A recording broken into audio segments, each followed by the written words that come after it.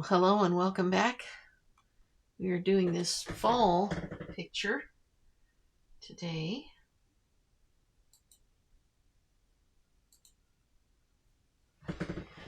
And hopefully I can get it done before my car is ready in the shop. Hopefully you can get your paint brushes out and join in as I paint this beautiful yellow birch forest.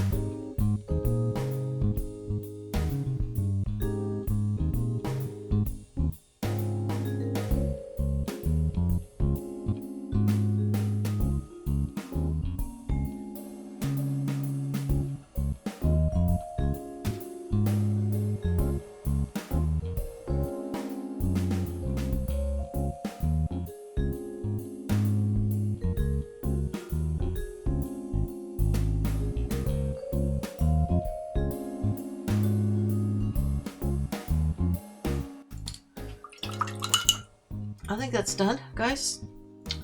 I hope you had fun watching along with this.